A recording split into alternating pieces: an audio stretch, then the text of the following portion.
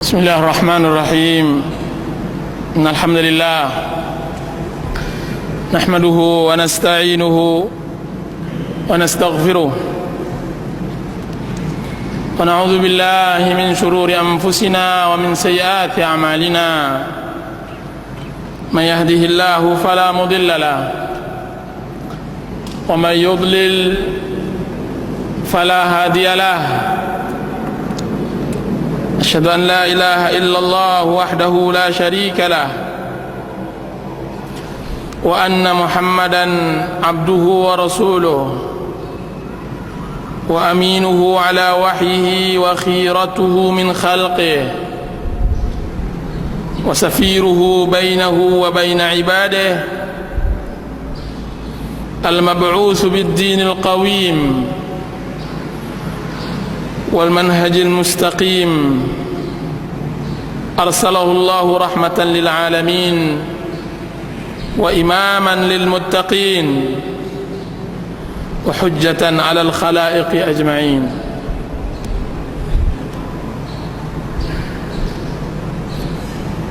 Para ikhwan dan akhwat yang dirahmati oleh Allah Azza wa Jalla,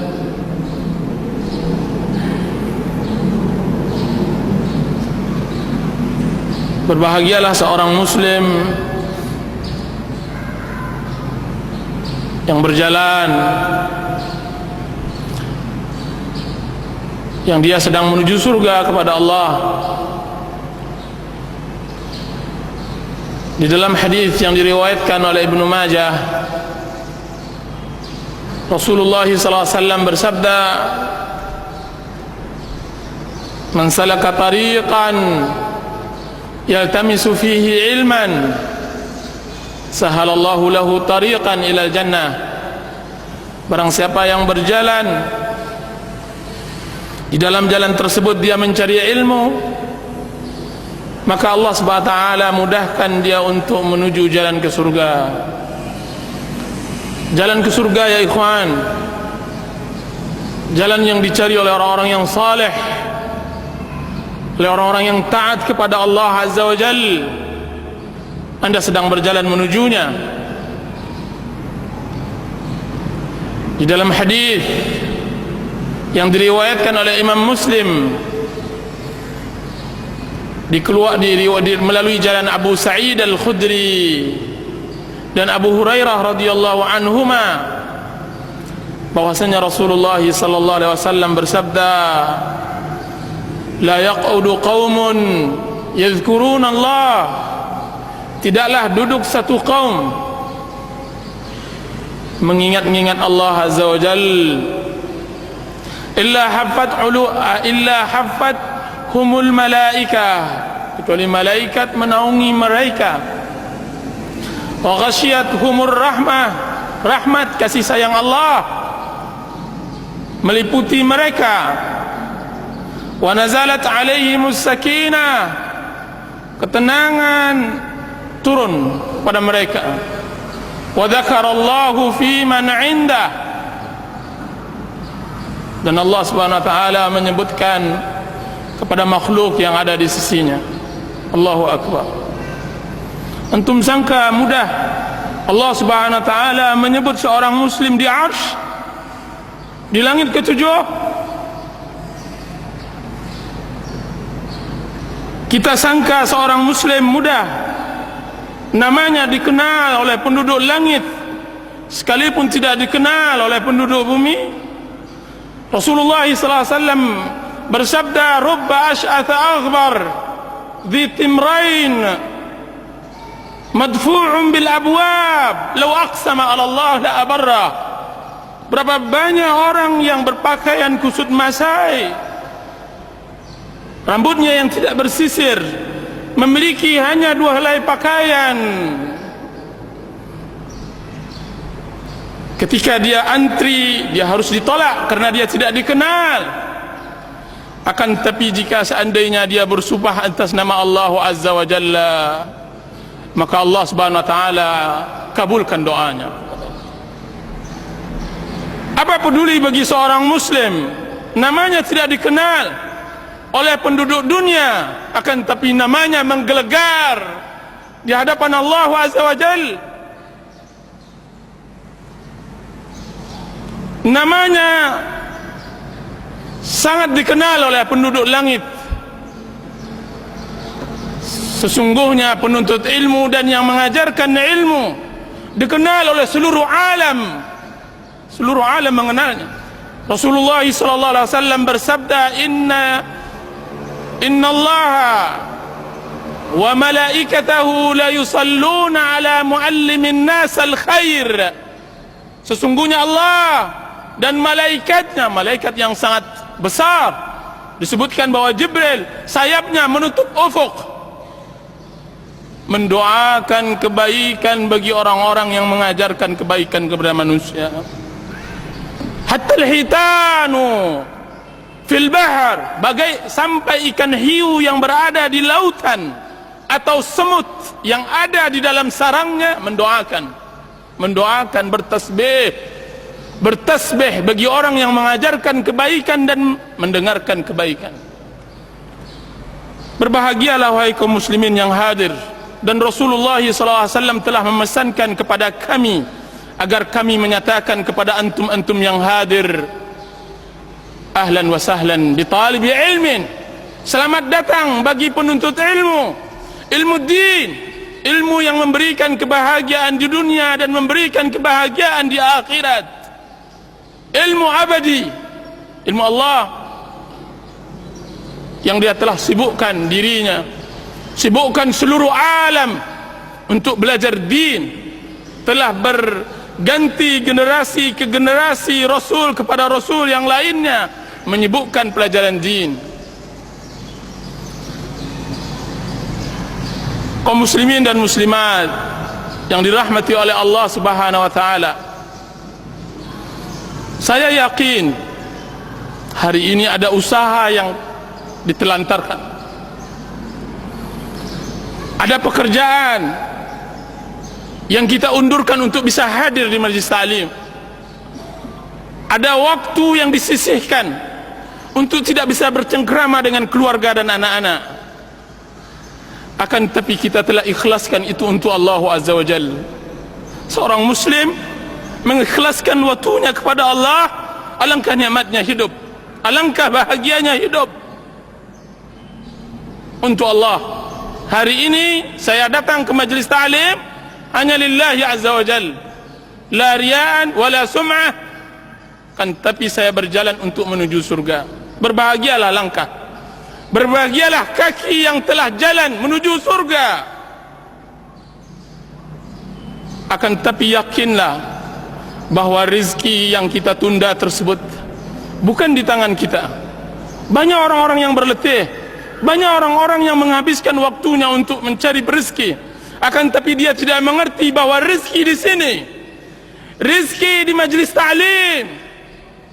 Bukankah di dalam majlis ta'lim turun rahmat Allah, rezeki Allah turun bagi orang-orang yang kesulitan untuk dibayar uangnya, bagi orang-orang yang kesulitan untuk menagih hutang yang belum selesai. Datanglah ke majlis ta'lim. Sesungguhnya buhul rezeki ada di majlis ta'lim. Wa ghasyiyatuhumur rahmah, turunkan kepada mereka rahmat. Turun rahmat ya ikhwan, rahmat yang dia adalah buhul kebahagiaan. Mungkin seorang suami meninggalkan istrinya dalam keadaan marah, hatinya gundah, hatinya tidak tenang, kan tapi dia mencoba untuk hadir di majlis ta'lim ini untuk mendengarkan kalamullah dan kalam Rasulullah sallallahu alaihi wasallam. Daripada dia berangkat ke tempat-tempat maksiat, dia ingin bersimpuh mendengarkan kalamullah di sini. Duduk majalasa qaumun fi baitin min buyutillah wa yatluna kitab Allah wa yatadarasuna fi ma bainahum. Tidaklah duduk satu kaum di rumah dari rumah Allah, dan ini adalah rumah Allah. Yatluna kitab Allah, dan kita sekarang sedang membaca kitab Allah Azza wa Jal. Wa yatadarasun, mempelajari, dan kita sekarang mempelajarinya. Kecuali turun ketenangan, Tenangan di sini ya ikhwan. Suatu hari seorang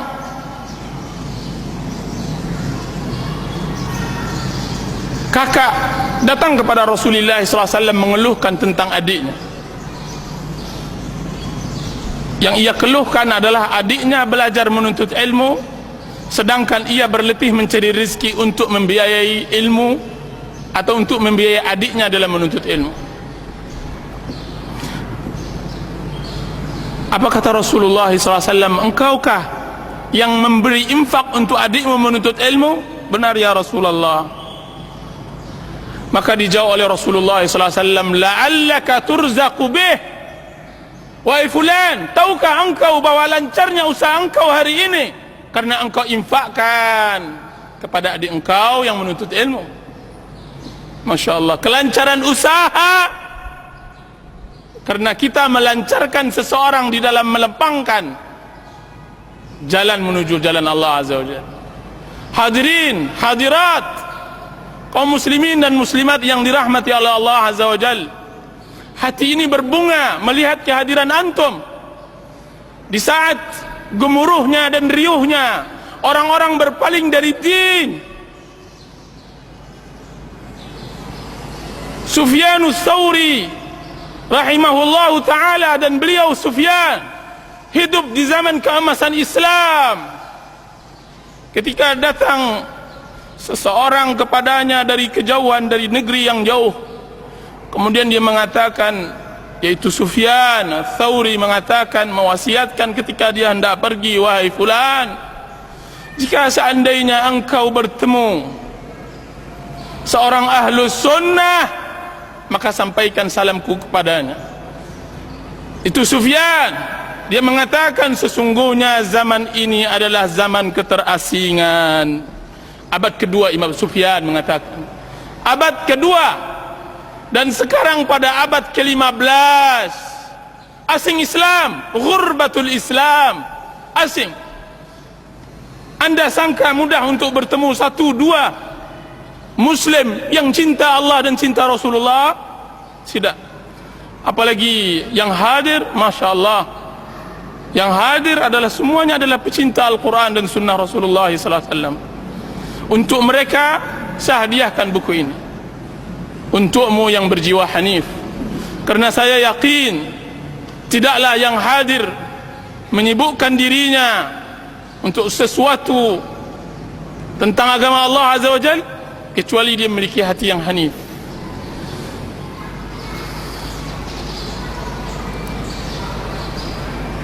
Kenapa saya mengarang buku ini? Untukmu yang berjiwa hanif. Saya berdakwah sudah hampir 5 tahun, dan saya banyak menemukan orang-orang yang Masya Allah hati mereka hati yang tunduk kepada Allah Azza wa Jalla.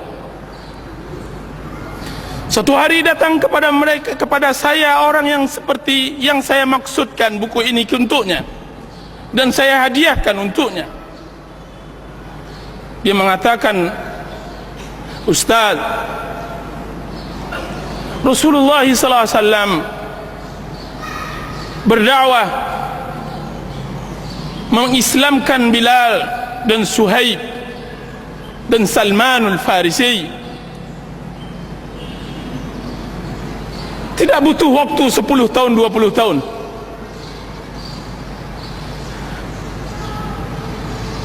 Dia mengatakan, Ustaz, jadikan diri saya sebagai Bilal. Ustaz, jadikan diri saya seperti Salmanul Farisi dan Suhaibur Rumi. Jadikan diri saya seperti sahabat Rasulullah sallallahu alaihi wasallam. Pertanyaan ini membuat saya terkesima, karena banyak di antara kita juga yang hadir di majlis ta'lim 10 tahun, 20 tahun, bahkan sudah mungkin sudah mulai belasan tahun, akan tetapi tidak ada iman Bilal, sedikitnya akidah Suhaib dan langkanya keyakinan Salmanul Farisi membuat saya bertanya, bagaimana Rasulullah SAW mendidik umat yang begitu kokoh imannya dalam waktu yang sangat sebentar. Dan Bilal bin Rabah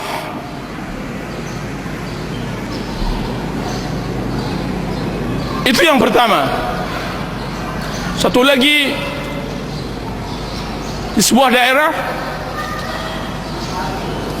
ada seseorang menghampiri saya dari salah seorang ikhwan. Kemudian dia mengatakan, Ustaz, bahwa saya mengajar di taman pengajian Al-Quran di sebuah masjid.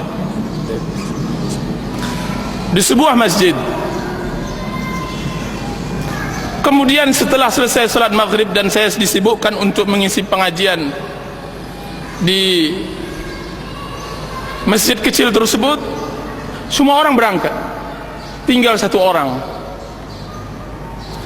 Kemudian setelah saya mengajar 1-2 orang anak, maka dia mulai mendekat kepada saya.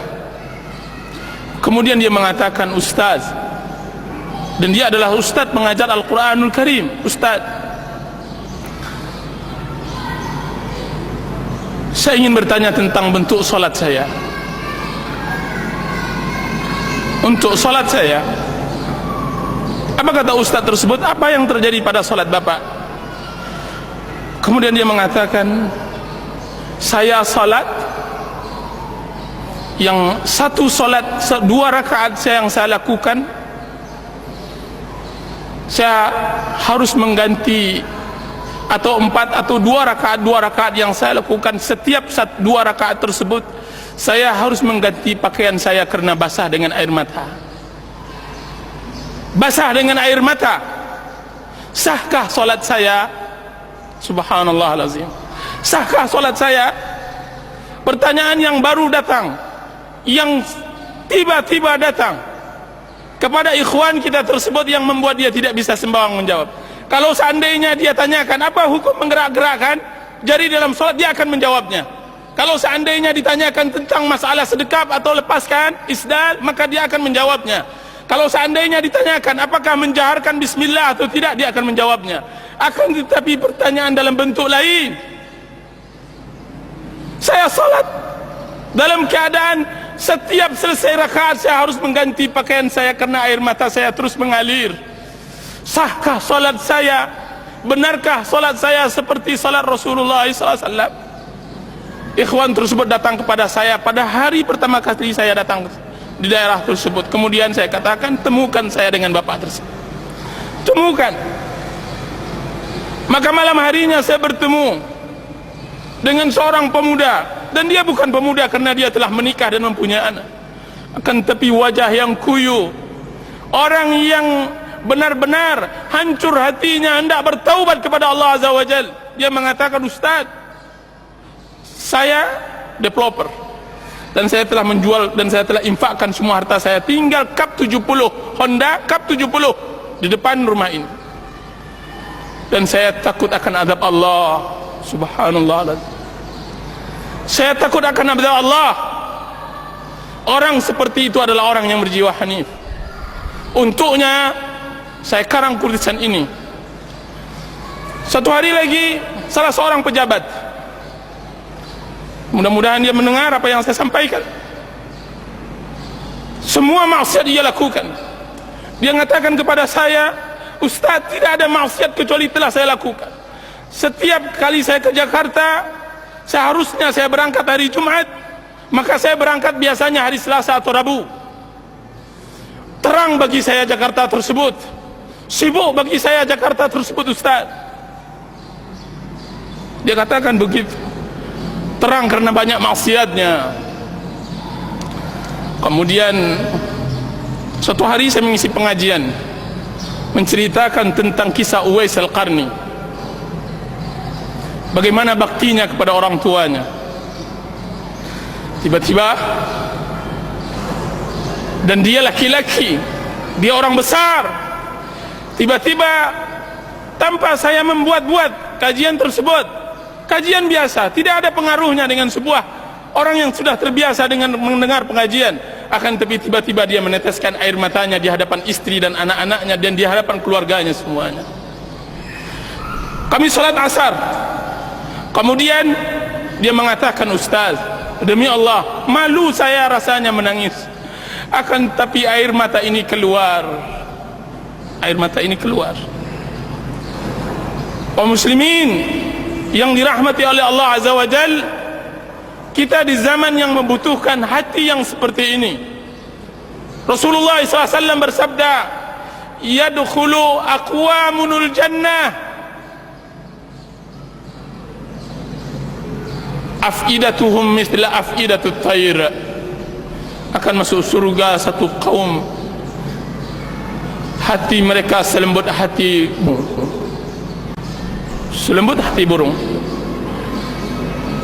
Alam ya'ni lil ladzina amanu an takhsha'a qulubuhum li dzikrillah? Alam ya'ni lil ladzina amanu an takhsha'a qulubuhum li dzikrillah? Kapan lagi bagi seorang mukmin khusyuk hatinya untuk mengingat Allah Azza wa Jalla? Disebutkan oleh Abdullah bin Umar radhiyallahu anhu, sesungguhnya ayat ini ditunggu oleh Allah Azza wa Jalla kepada sahabat Rasulullah 13 tahun setelah mereka masuk salaf Ahlus Sunnah wal Jamaah, setelah mereka masuk Islam.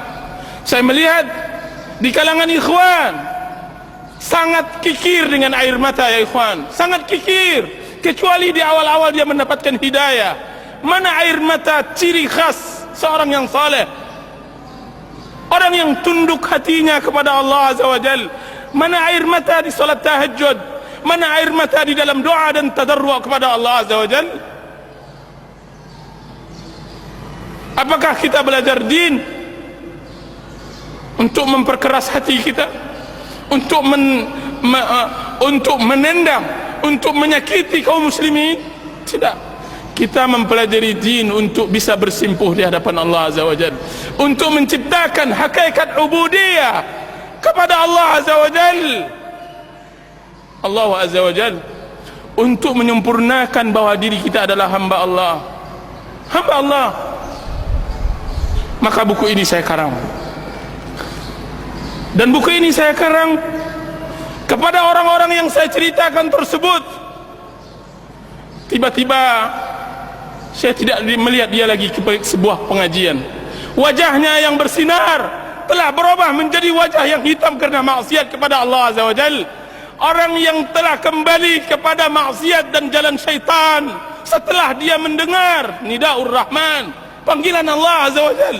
Saya takut kepadanya firman Allah Azza wa Jalla yang mengatakan, falamma zaghu azaghallahu qulubahum. Ketika mereka melenceng, maka Allah Subhanahu wa taala lencengkan hati mereka. Ketika mereka telah mendapatkan hidayah dan mereka tidak mau mengolahnya, mereka tidak mau mencobanya, mereka duduk kan tapi tidak pernah menyemak, mereka hadir akan tapi tidak pernah menghadirkan hati. Kemudian Allah Subhanahu wa taala hanya pertemukan dia nanti di neraka, di adab akhirat. Untuk mereka tersebut aku karang buku ini.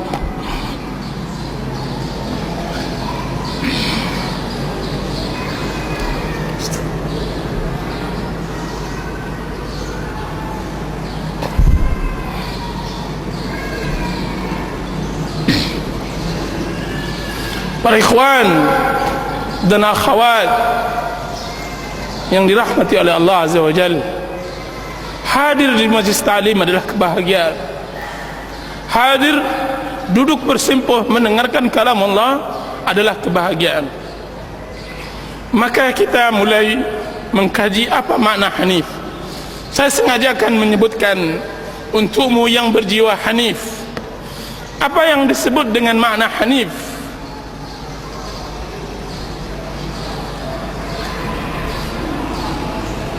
Yang berjiwa hanif dialah orang yang ketika diingatkan maka dia teringat, ketika dinasihatkan maka dia tersentuh dan terenyuh. Allah Subhanahu wa taala berfirman, fadzakir fa inna dzikra tanfa'ul mu'minin. Berilah peringatan, sesungguhnya peringatan tersebut memberi manfaat kepada kaum mukminin. Berilah nasihat, berikan nasihat, sesungguhnya nasihat tersebut akan memberi manfaat kepada kaum mukminin. Orang yang hanif adalah orang yang memiliki hati yang salim,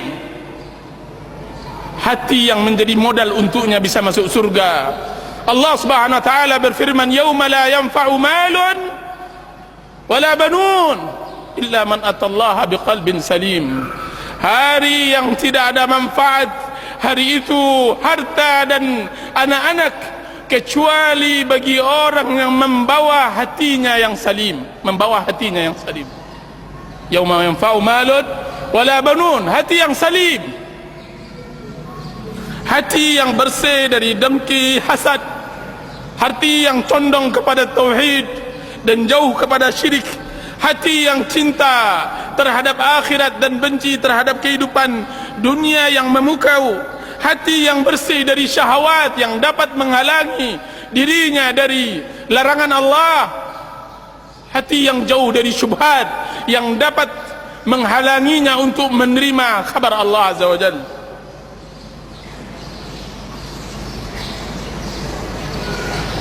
Orang yang berjiwa hanif adalah orang yang lembut hatinya, lembut, selembut kapas, halus, sehalus rambut. Rasulullah SAW menyifati penduduk Yaman di dalam hadis yang sahih. Rasulullah SAW bersabda, "Ja'akum ahlul Yaman araqqu quluban wa alyanu af'idatan." Akan datang kepada kalian nanti penduduk Yaman orang yang mempunyai kalbu yang halus dan mempunyai hati yang lembut. Berkata Ibnu Qayyim rahimahullahu ta'ala di dalam kitab At-Tibyan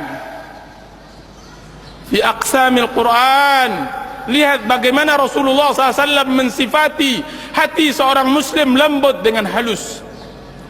Karena kelembutannya akan timbul rasa rahmat kasih sayang, dan karena kehalusannya akan timbul rasa cinta kepada ilmu dan kalamullah azza wa jalla.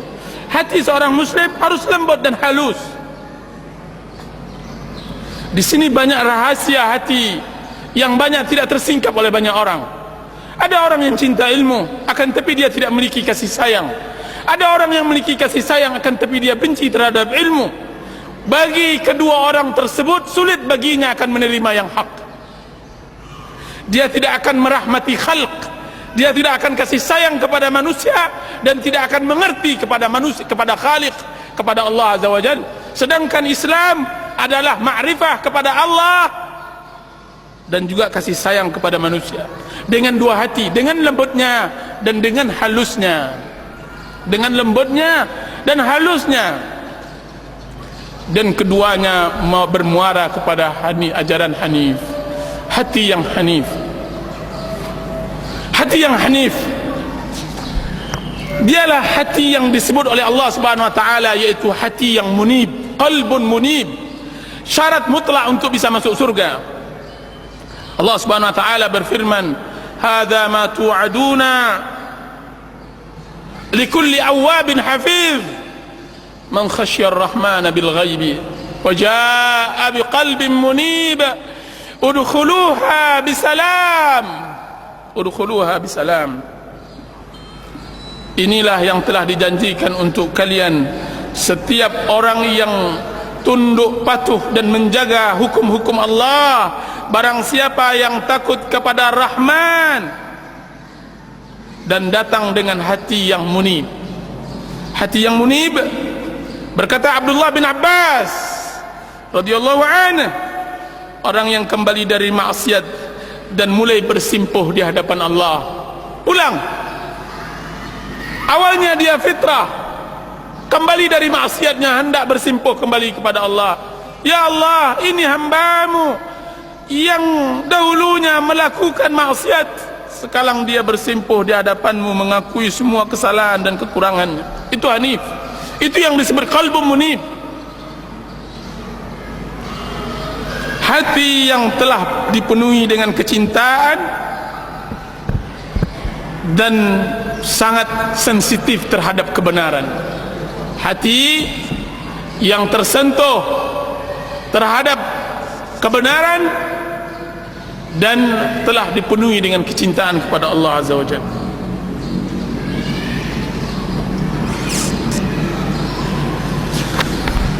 Kaum muslimin dan muslimat yang dirahmati oleh Allah Azza wa Jalla, kemana hendak kita cari hati yang hanif ini? Kemana kita hendak cari hati yang hanif?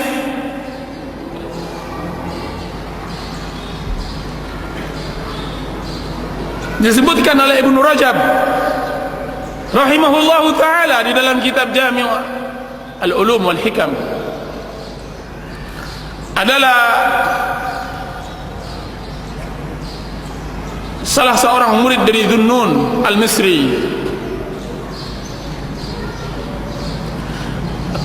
Berjalan di banyak jalan, dia mengatakan, ahin aina qalbi, man wajada qalbi. Dia berkata di setiap jalan, bertemu dengan seorang anak, kemudian dia mengatakan, di mana hatiku? Siapa yang menemukan hatiku? Di mana hatiku?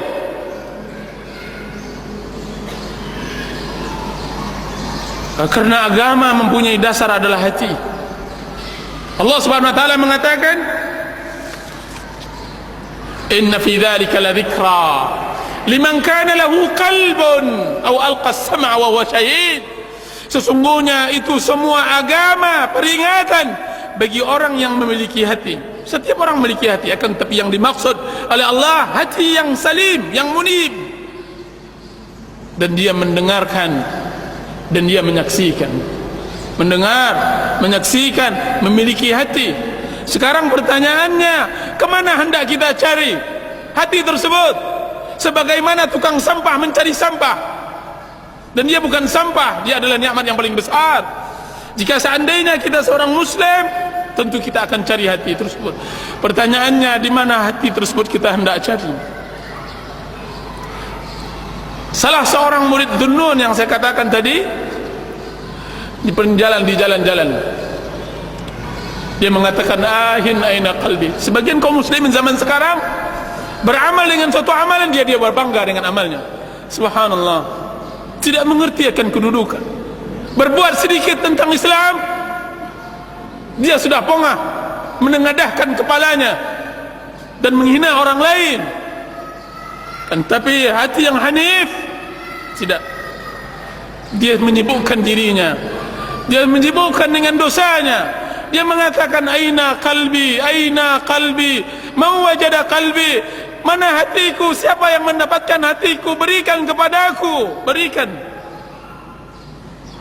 Abu Hurairah radhiyallahu anhu, setiap kali beliau mengajarkan anak-anak kecil, disiumnya anak tersebut, kemudian dia mengatakan, paman kalian ini banyak dosa, maka istighfarkanlah, ampunkanlah kepada Allah, kalian masih suci. Abu Hurairah mencari hatinya di depan anak-anak tersebut, meminta ampun kepada Allah, sampai nyaris timbul keputusasaan oleh orang yang berjalan di tepi jalan mencari hatinya. Putus asa. Sampailah dia memasuki sebuah gang, kemudian dia duduk di sebuah tempat duduk di tepi jalan, kemudian dia tafakkur. Dia letakkan kedua tangannya, air matanya mengalir. Akankah Allah memberi taubat kepadanya setelah maksiat sejauh ini? Akankah Allah Subhanahu wa taala memberikan pengampunan kepadanya, dan dia adalah hamba Allah? Sepanjang masanya melawan Allah dengan maksiat dan pembangkangannya kepada Allah, Nyaris dia berputus asa. Tiba-tiba terdengar kegaduhan di dalam rumah, bertengkar. Terdengar suara keras sang ibu memarahi anaknya. Dia terbangun dari sebuah pemikirannya tadi. Terbangun. Seorang ibu memarahkan anaknya yang kecil, umur 4 tahun. Tiba-tiba pintu belakang rumah dibuka oleh ibunya tersebut. Kemudian anaknya tersebut diusirnya. Kemudian dihempaskannya pintu tersebut sampai berbunyi keras. Kemudian dia katakan, "Enyahlah engkau wahai anak durhaka, pergilah engkau dari rumahku. Jangan tempati lagi ibu, jangan sebutlah ibu-ibu ini ibumu. Jauhlah dari engkau, anak engkau adalah anak pembangkang, pelaku maksiat." Anak umur 4 tahun. Kemudian anak tersebut menangis, mencoba pergi ke tepi-tepi gang agar dia dapat singgah. Akan tapi anak tersebut, kemana hendak dia berlindung lagi? Kemana dia akan menetap? Kemana dia akan menginap malam? Maka dia balik lagi ke rumahnya. Kemudian ditempelkannya pipinya ke pintu tersebut. Kemudian dia mengatakan, ahli ibadah ini melihat tingkah laku anak tersebut. Kemudian anak tersebut mengatakan, "Ya ummah, ya ummah, wahai ibu, man yaftahu liyal babu idza ughliqat babaka anni, idza aghlaqti babaka anni." Wahai ibu, pintu mana lagi yang bisa terbuka untukku jika seandainya pintumu telah tertutup untukku? Tidak ada lagi. Pintu mana yang bisa menutup, yang akan terbuka untukku jika seandainya pintumu telah tertutup bagi? Wahai ibu, siapa pula yang dapat mendekatkan dirinya kepadaku jika seandainya bukan engkau? Wahai ibu, jika siapa lagi yang dapat menyayangiku jika seandainya engkau telah murka kepadaku? Anak tersebut, kemudian dia terjatuh di tanah tersebut. Kemudian dia letakkan pipinya di tanah tersebut. Kemudian dia menangis. Dia menangis untuk dibukakan pintu, dan dia tidak akan berbuat lagi kesalahan. Dia tidak akan kembali lagi kepada perbuatannya yang lama. Sang ibu mendengar ucapan sang anak, siapa ibunya? Siapa ibu yang begitu keras hatinya sehingga dia tidak mendengar teriakan dan tangisan sang anak? Maka sang ibu tersebut melihat di celah-celah rumah papannya tersebut. Dilihatnya perlakuan anaknya tersebut, tidak sampai hatinya, tidak tega. Kemudian dibukakan pintunya olehnya. Kemudian anaknya tersebut diangkatnya.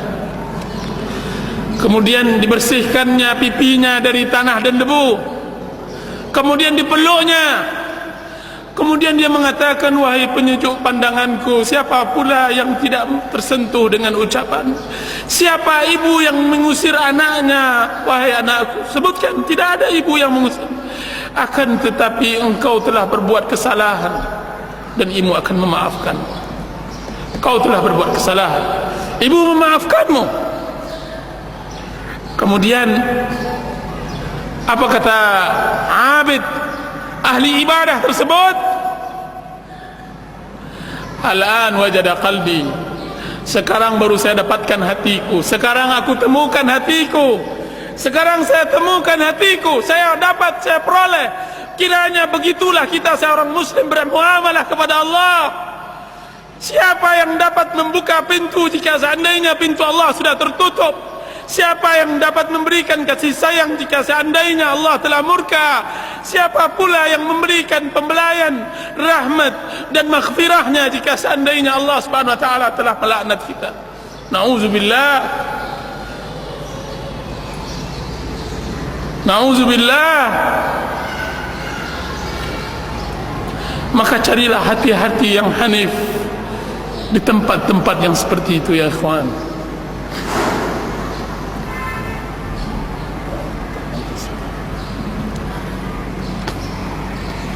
Carilah hati yang hanif.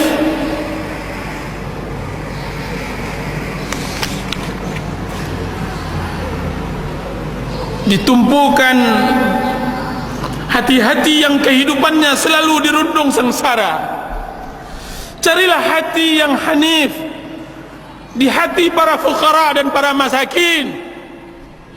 Cobalah bergaul dengan mereka, dekati mereka, selami kehidupan mereka.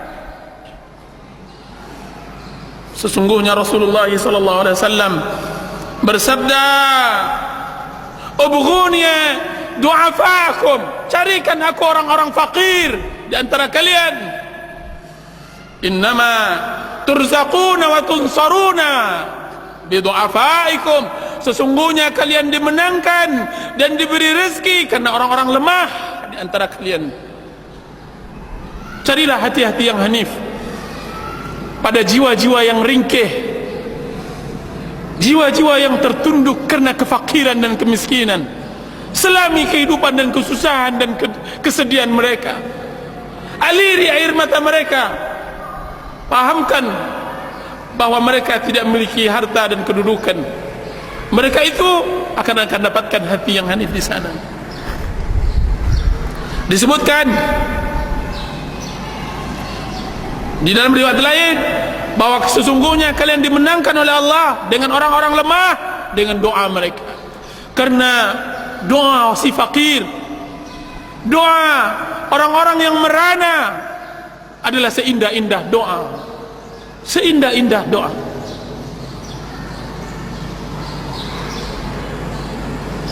Tidak biasanya saya berinfak di tengah jalan.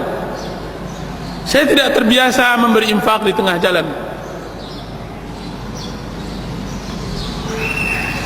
Suatu hari setelah saya tawaf di Mekah setahun yang lampau,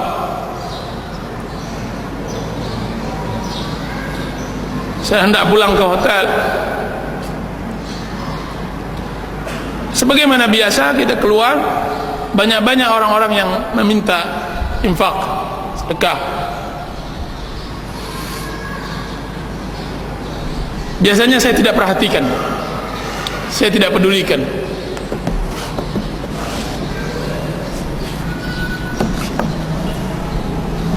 Saya tidak pedulikan. Tiba-tiba ada seorang ibu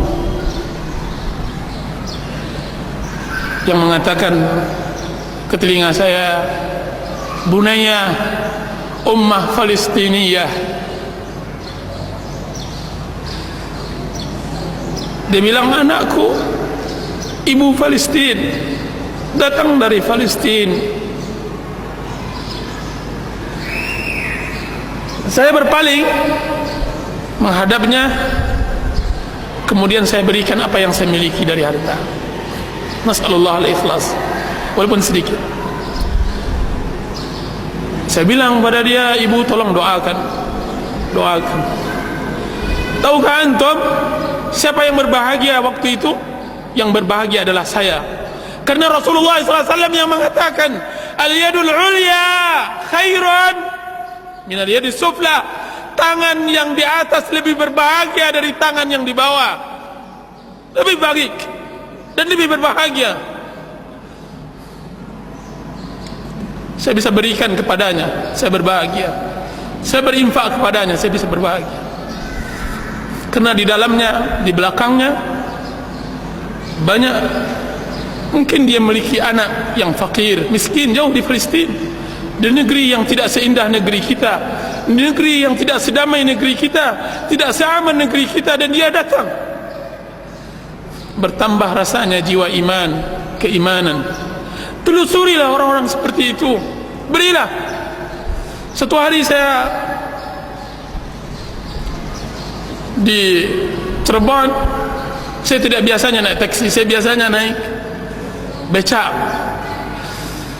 Antara stasiun dengan rumah saya bercerita tentang usaha tukang becak tersebut. Sudah berapa hari ini dia peroleh? Dia mengatakan, "Saya baru mendapatkan 7.500. Waktu itu telah pukul 10 malam. Dan dia tinggal daerah yang jauh. 7.500. Upah saya antara stasiun dengan rumah 5.000 rupiah. Saya katakan, apakah anda salat? Maka dia mengatakan, alhamdulillah saya besar di luar pondok pesantren. Apakah istri salat? Dia mengatakan juga begitu. Ta'araf, kenali kehidupan mereka ya ikhwan. Kemudian saya berikan uang hanya 20.000 rupiah. Akan tetapi dengan 20.000 tersebut tangan saya diciuminya, kemudian air matanya mengalir. Saya berbahagia melebihi bahagianya dia. Saya berbahagia.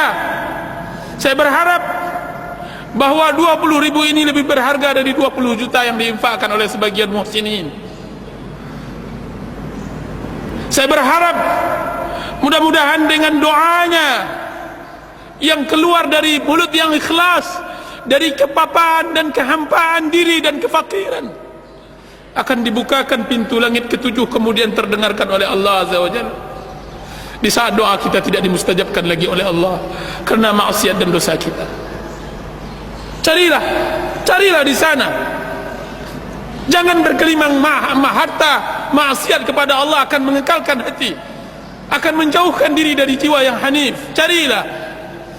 Carilah hati yang hanif di lembah kegalauan dan kehampaan hati, pada diri orang-orang yang merasakan dirinya iflas, bangkrut. Saya tidak katakan bangkrut dunia, akan tapi bangkrut akhirat. Ketika ia merasakan bahwa semua jalan hidup telah tertutup, ketika ia merasakan sempitnya bumi ini padahal ia luas, ketika ia merasa dosanya tidak terampunkan lagi dan sudah berada di penghujung keputusasaan, carilah hati yang hanif. Wahai kaum muslimin dan muslimat, di erangan yang sakit di rumah sakit, carilah sakit badannya sebelum sakit jiwanya, karena mereka ditimpa musibah, ditambah lagi tidak berharta. Tangis si fakir di rumah rehatnya karena tidak ada yang bisa dimasak. Tangis musafir yang telah kehabisan bekal. Tangis seorang wanita janda yang memiliki banyak anak, kebingungan, tidak tahu apa yang ia perbuat. Apakah ia harus berjalan dari rumah ke rumah menengadahkan tangannya, atau dia harus melangkah ke komplek pelacuran untuk menjual dirinya? Carilah di sana. Carilah hati yang hanif pada tangis muallim, seorang guru yang mendekatkan diri kita kepada Allah Azza wa Jal, menceritakan tentang kebesaran Allah. Tangis ahli ibadah yang sedang bermunajat di sebuah sudut masjid, berdoa tadarru' kepada Allah Azza wa Jal.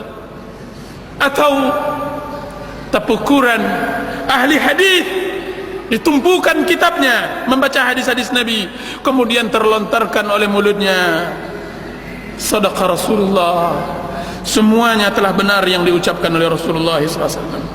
Carilah hati yang hanif, tangis dan air mata orang yang mencintai karena Allah ketika mereka hendak berpisah. Lihatkah antum, dua orang saling mencintai karena Allah, berpisah, saling berpelukan, kemudian menangis. Rajulani tahabbani fillah, dua orang yang saling mencintai karena Allah.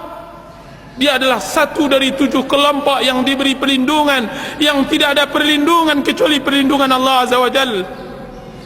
Tangis tersebut akan anda dapatkan hati yang hanif di sana, hati yang jujur, hati yang bersih. Untuk mereka itu aku hadiahkan kitab ini.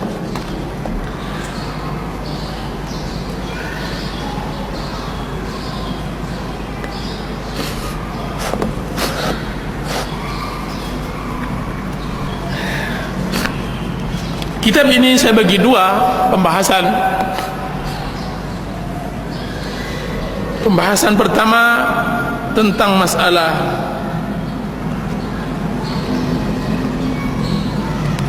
sifat-sifat hati yang hanif, sifat-sifat manusia yang mendapatkan hidayah kepada Allah, dan yang kedua mencari agama yang benar. Mudah-mudahan cukup waktu bagi kita untuk menyelesaikannya.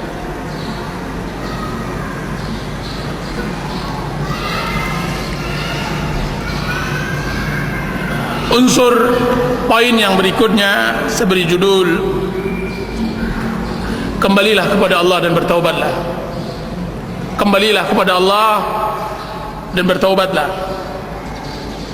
Dan maaf, mungkin judulnya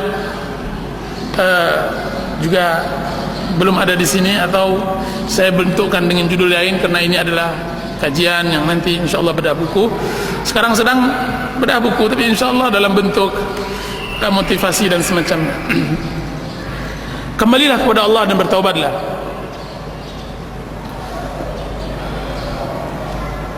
Para ikhwan dan akhwat yang dirahmati oleh Allah Subhanahu wa taala, semua manusia ingin bahagia.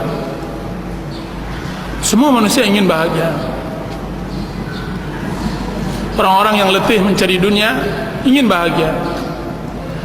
Orang-orang yang menyangka bahwa bahagia ada di kedudukan, maka mereka berletih kepadanya, ingin bahagia. Tapi tahukah kita bahwa kebahagiaan itu bukan di dalam saku? Kebahagiaan tidak masuk di dalam bantal sarung, di sarung bantal. Kebahagiaan tidak ada di dalam tas. Kebahagiaan ada di dalam hati. Kalaulah seandainya kebahagiaan ini bisa dikenyangkan dengan makanan yang nikmat, kita akan tumpuk-tumpukkan makanan nikmat ini dalam hati. Kalau kebahagiaan ini bisa kita dapatkan dengan mencurahkan emas dan perak, maka akan kita masakkan emas dan perak tersebut, maka kemudian kita masukkan ke dalam hati kita. Akan tetapi kebahagiaan tersebut jauh di dalam. Dan tahukah antum bahwa bertaubat kepada Allah adalah kebahagiaan? Allah Subhanahu wa taala berfirman, "Wa tubu ila Allahi jami'an ayyuhal mu'minuna la'allakum tuflihun." Bertaubatlah semuanya wahai kaum mukminin. Taubat yang dipanggil bukan pelaku maksiat, akan tapi orang-orang beriman. Bertaubatlah. Untuk apa kami bertaubat ya Allah? Untuk apa? Allah mengatakan la'allakum tuflihun, agar kalian berbahagia. Jadi bertaubat adalah berbahagia. Taubat adalah berbahagia.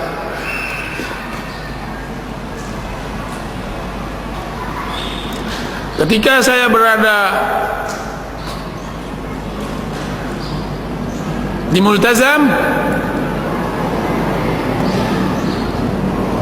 sulusul akhir, di pertiga akhir Ramadan,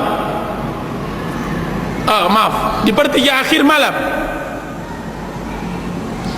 setelah saya tawaf, saya hendak bermunajat kepada Allah Azza wa Jalla di daerah yang, di tempat yang sangat mustajab, di rumah Allah, di Baitullah. Kemudian awalnya biasa saja, doa yang saya panjatkan biasa saja. Tiba-tiba datang seseorang yang berdoa kepada Allah seperti seorang ibu kehilangan anaknya di masa gempa atau di musim tsunami. Menangis tersuduh-suduh.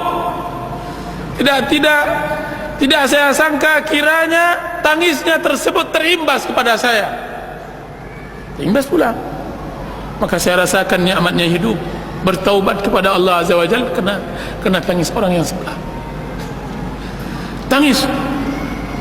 Antum sangka tidak ada orang yang mendoakan keadaan kaum muslimin? Subhanallah, saya dengar di telinga saya seseorang yang di sebelah saya tersebut mendoakan keadaan kaum muslimin. Ya Allah, unsur kaum muslimin di Palestina, di Irak, di mana-mana. Dia berdoa dengan khusyuknya. Bertaubat kepada Allah nikmat. Taubat kepada Allah bahagia. Air mata yang keluar akan memberikan kebahagiaan, kelapangan hidup. Ada sebagian sekarang sebagian metode untuk menghilangkan stres adalah dengan menangis. Akan tapi itu buanglah, kita tidak perlu dengan itu. Yang kita inginkan adalah kebahagiaan yang telah diaturkan oleh Rasulullah SAW sesuai dengan din. Bertaubatlah kepada Allah Subhanahu wa taala sebelum datang masa-masa terlambat taubat.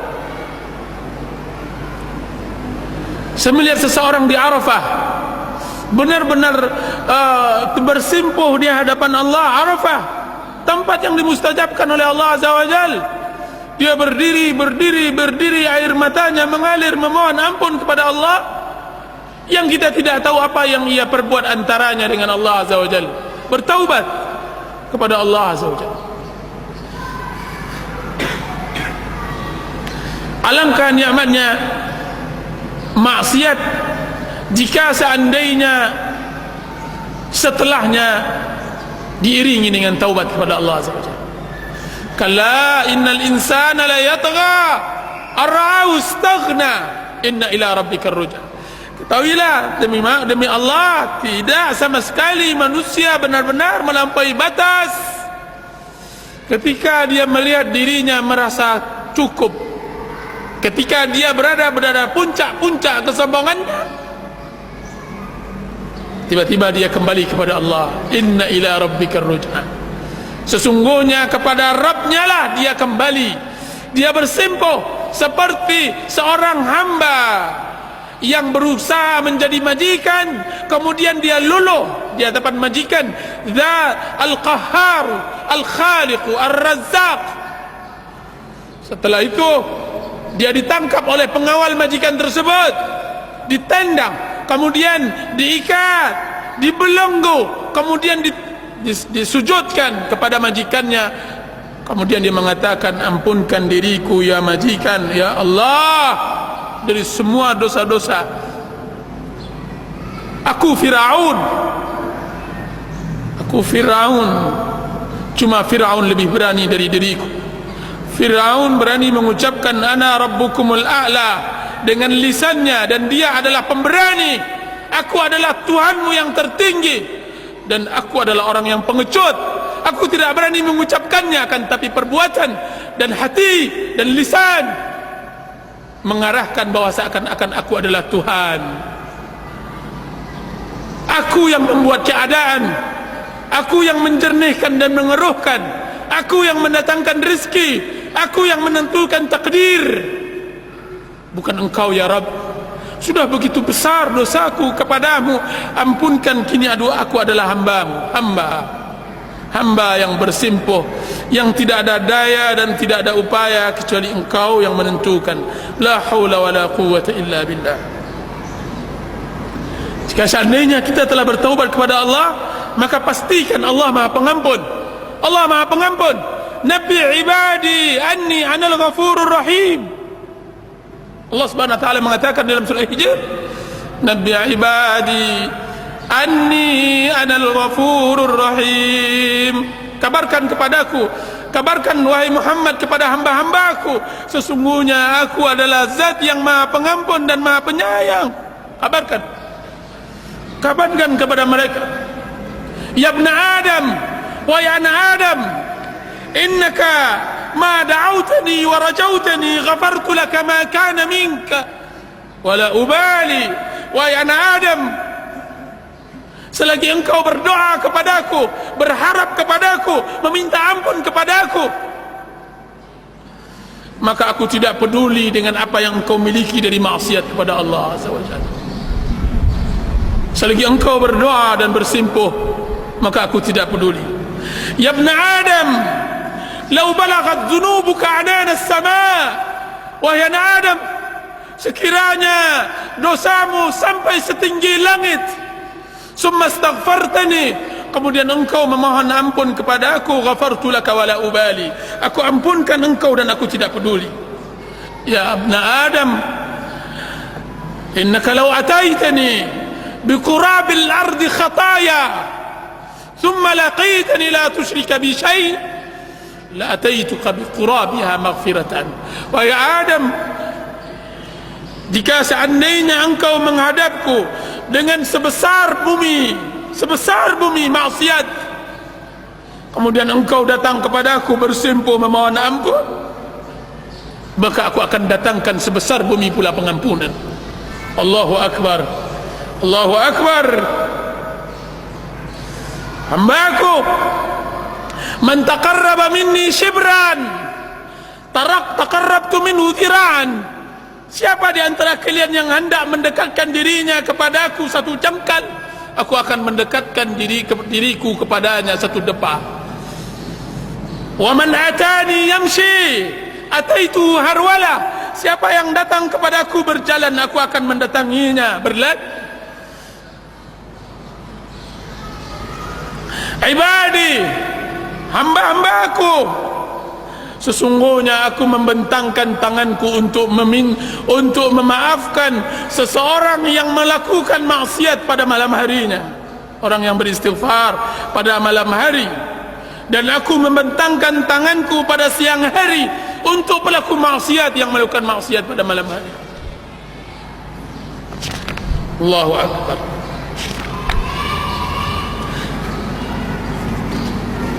Wahai anak Adam,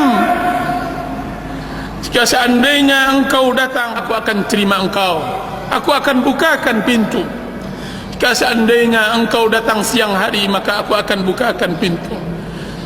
Sekiranya engkau datang malam hari, maka aku bukakan pintu. Wahai anak Adam, barang siapa yang menghadap kepada aku, maka aku menyambutnya dari kejauhan. Barang siapa yang memanggilku, maka aku akan menyebutnya di dalam kedekatan. Barang siapa yang meninggalkan sesuatu untukku, maka aku akan memberinya pemberian. Barang siapa yang mengharapkan ridhaku, maka aku akan berikan kepadanya apa yang ia inginkan. Hambaku, pelaku zikir, dia adalah orang-orang majlisku. Pelaku syukur, dialah orang-orang yang aku tambahkan. Pelaku maksiat, dia adalah orang-orang yang tidak akan aku putus asakan dari rahmatku. Pelaku taat, maka mereka adalah orang-orang cintaanku. Aku selalu menjadi kekasih mereka. Sungguhnya aku mencintai orang-orang yang bertaubat. Uhibbut tawabin. Aku mencintai orang-orang yang mensucikan diri. Uhibbul mutatahhirin.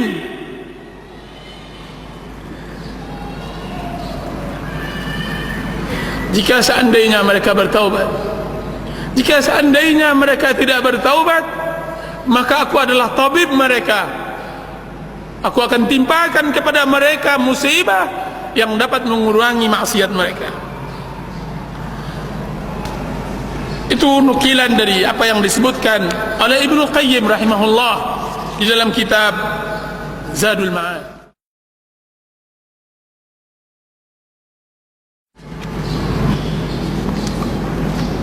Para ikhwan dan akhwat yang dirahmati oleh Allah Subhanahu wa taala,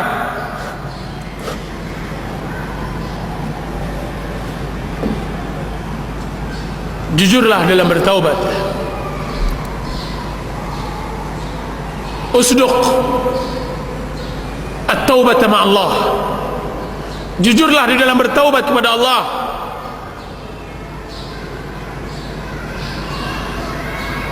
Di antara tanda taubat yang benar, dan ini juga kita terangkan di dalam buku ini, di antara taubat yang benar adalah perasaan rendah diri di dalam hati, kemudian pengagungan terhadap Allah Azza wa Jalla. Orang yang jujur bertaubat kepada Allah adalah orang yang menyempurnakan ibadahnya kepada Allah. Sempurnanya ibadah seseorang dengan dua hal: pengagungan terhadap Allah, dan yang kedua penghinaan diri kepada Allah. Semakin besar pengagungan seseorang kepada Allah, dan semakin dia rendahkan dirinya di hadapan Allah, semakin sempurna ibadahnya, ubudiyahnya, penghambaan dirinya kepada Allah. Tidakkah lihat antum orang yang tidak pernah sujud satu kali pun kepada Allah Azza wa Jal. Tiba-tiba ditimpakan musibah. Ketika dia mendapatkan musibah tersebut, hatinya luluh.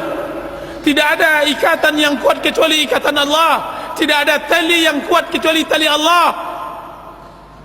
Akhirnya dia berkata, as'aluka bi'izzika wa dhulli illa rahimtani.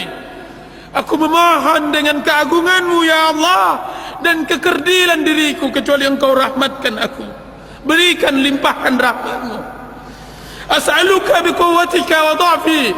Aku memohon kepadamu dengan kekuatanmu dan kelemahanku. Wa bighinaka anni wa faqri ilaik. Kekayaanmu, aku memohon kepadamu dengan kekayaan yang kau miliki dan kefakiran diriku yang aku miliki. Hadhihi nasiyatil kadhibah al-khati'ah baina yadaik. Ini ubun-ubunku yang selalu berbuat maksiat, kesalahan, bersimpuh di hadapanmu. Abiduka siwaya kathir. Hambamu selain diriku sangatlah banyak. Hambamu sangat banyak. Walaysa li sayyidun siwak. Dan aku tidak memiliki majikan kecuali engkau. Hambamu selain dari diriku sangatlah banyak, dan aku tidak memiliki majikan kecuali engkau ya Rahman ya Rahim. La malja wa la manja illa ilaih. Tidak ada jalan keselamatan, tidak ada tempat perlindungan kecuali kepada dirimu. As'aluka mas'alatal miskin. Aku memohon permohonan orang-orang yang miskin, orang-orang yang lemah. Wa abtahilu ilaika ibtihal al-khadi' al-dhalil. Aku memohon kepadamu dengan permohonan orang-orang yang membutuhkan, yang hina. Wa ad'uka du'a al-khaif ad-darir. Aku memohon kepadamu dengan doa orang yang takut, yang cemas, lagi buta. Permohonan yang telah tunduk hatinya, yang telah jatuh air matanya, yang telah benar-benar bersimpuh dirinya. Antum tidaklah lihat bagaimana nikmatnya beribadah kepada Allah dengan dua hal tadi, penghinaan diri kepada Allah dan penghinaan diri kepada Allah dan pengagungan Allah Azza wa Jalla. Periksalah seluruh doa di dalam sunnah Rasulullah, di dalam Al-Quran dan hadis, maka kedua-duanya ada dalam hal ini.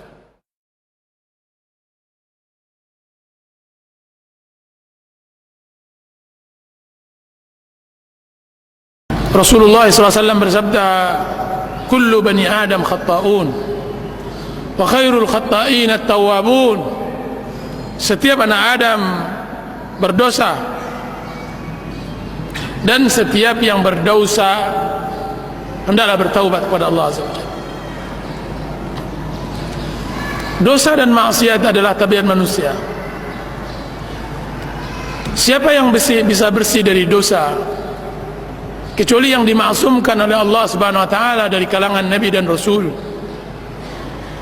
Allah Subhanahu wa taala, Rasulullah SAW bersabda, "Lau lam tudhnibu la dhahaba Allahu bikum wa la atallahu biqaumin mudhnibin summa yastaghfiruna rabbahum faghfara lahum." Jika seandainya kalian tidak berdosa, maka Allah Subhanahu wa taala akan buang kalian, dan akan Allah datangkan orang-orang yang berdosa, kemudian dia beristighfar kepada Allah, kemudian Allah ampunkan mereka. Jika seandainya kita tidak berdosa, bagaimana Allah Subhanahu wa taala menampakkan kasih sayangnya kepada kita? Jika seandainya kita tidak berdosa, bagaimana Allah Subhanahu wa taala memberikan rahmat, fadl, keutamaannya pada manusia? Jika seandainya kita tidak berdosa, bagaimana nikmatnya bermunajat kepada Allah?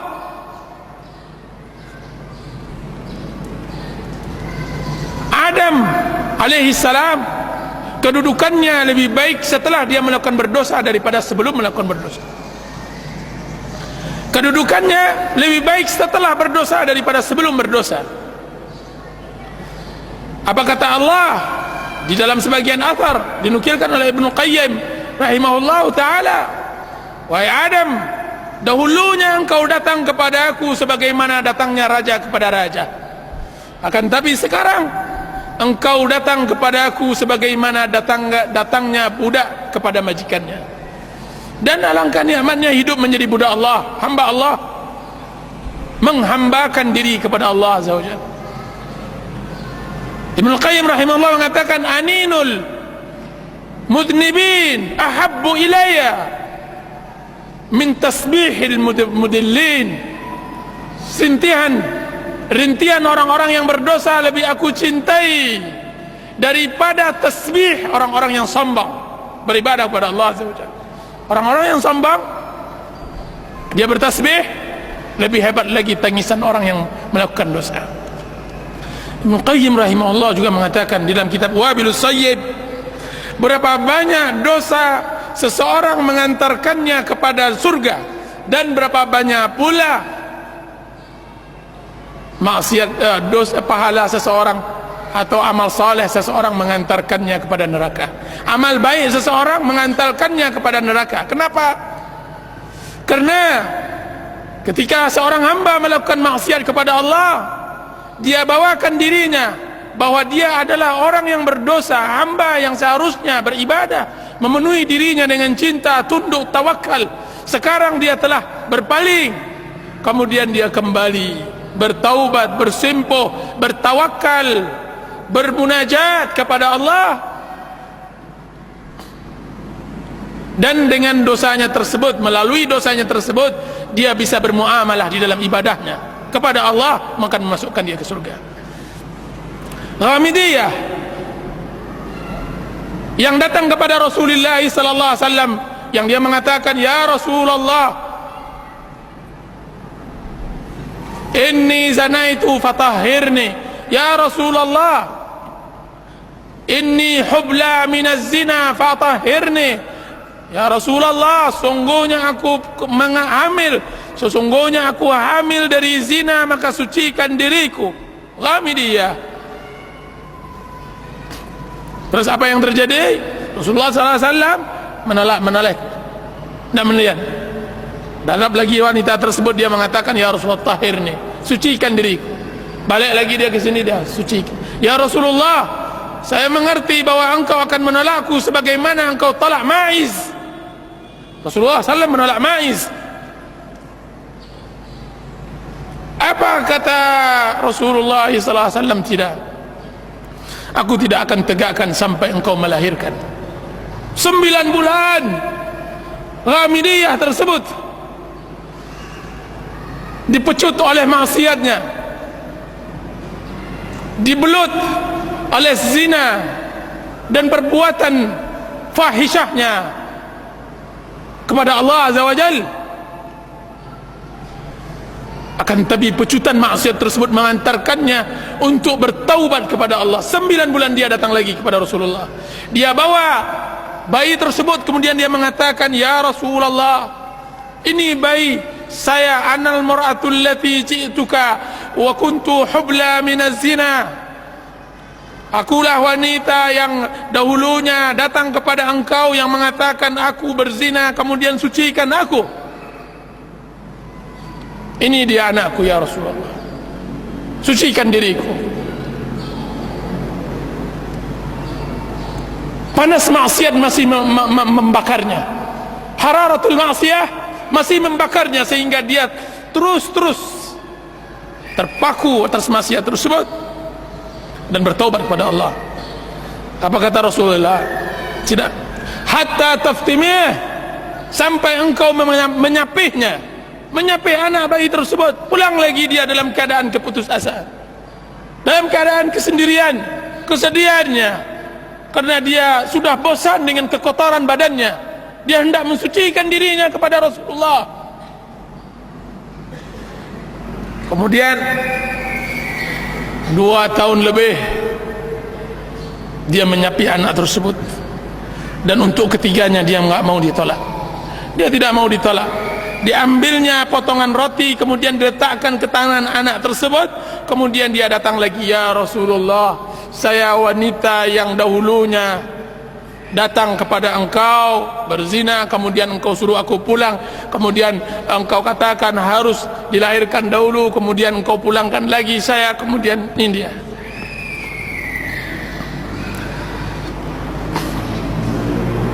Apa kata Rasulullah SAW? Periksa dia, apakah dia mempunyai junun, gila, semacamnya. Kemudian ditegakkan kepadanya had. Kemudian Khalid bin Walid melemparnya sampai-sampai darahnya mencerat ke wajah Khalid. Kemudian Khalid mencelanya. Apa kata Rasulullah SAW? La tasubbu, jangan celah dia wahai Khalid. Laqad tabat taubatan law wasi'at law tabat law tuqsamu ala law yuqsamu ala ahli al-madinati la wasi'atuhum. Laqad tabat taubatan law qusimat ala ahli al-madinati wasi'atuhum. Sungguh wahai Khalid, dia telah bertaubat jika seandainya dibagikan taubat dia sendiri kepada seluruh penduduk Madinah yang berlaku maksiat, niscaya sudah cukup bagi Allah untuk mengampuni mereka. Taubat. Jadi orang yang berbuat maksiat hendaklah bermuamalah dengan taubatnya, dengan maksiatnya, bermuamalah untuk dia bisa merasakan halawatul iman, merasakan manisnya iman. Sesungguhnya iman memiliki manis, rasakan itu. Rabbana zalamna anfusana wa illam taghfir lana wa tarhamna lanakunanna minal khasirin. Ya Allah, kami menzalimi diri kami. Jika seandainya engkau tidak ampunkan kami, maka kami akan merugi. Kami merugi. Itu yang pertama. Dan yang kedua, bagi orang-orang yang ditimpakan oleh Allah Subhanahu wa taala maksiat ke maksiat, pertama, jujurlah di dalam bertaubat kepada Allah. Pahami tentang hakikat taubat dan bertaubatlah sejujur-jujurnya. Dan yang kedua, bergaullah dengan orang-orang yang saleh. Bergaullah dengan orang-orang yang saleh dari kalangan kaum muslimin, yang mana mereka mengingatkan kita kepada akhirat, mengingatkan kita kepada amal saleh. Dan jauhilah qurana usu, teman-teman yang buruk.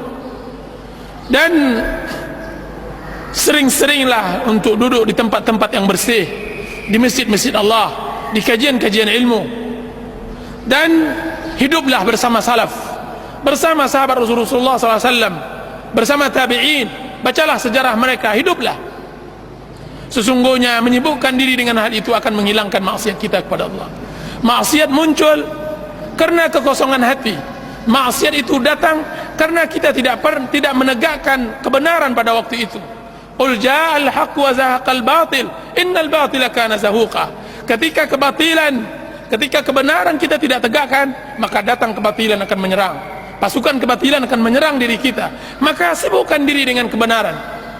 Hadiri majlis ta'lim. Penuhi diri kita dengan zikir kepada Allah, dengan salat 5 waktu, dengan berbicara dan berbincang, mengingat akhirat bersama orang-orang saleh, membaca buku, menjadwalkan untuk sosial, menziarah orang sakit. Sibukkan diri, berziarah kubur, berinfak, bersedekah, bergotong royong, pergi ke tempat-tempat kesedihan orang-orang yang ditimpakan musibah. Berangkatlah, sibukkan diri anda dengan itu. Di Madinah ada seorang pemuda yang mana dia menadarkan dirinya setiap asar dia harus berangkat ke mustasfa, ke rumah sakit. Berangkat, dia enggak memiliki harta seperti anda, fakir, miskin. Dia mengatakan, saya tidak memiliki harta untuk bisa saya sedekahkan. Saya juga tidak punya keahlian yang saya bisa sedekahkan untuk Allah. Akan tetapi saya mempunyai kata-kata, sedikit kata-kata untuk bisa memberi pembalut kesedihan orang-orang yang sakit. Maka dia datang di rumah sakit setiap asar. Ketika hendak maghrib dia solat berjamaah. Itu setiap harinya. Masya Allah.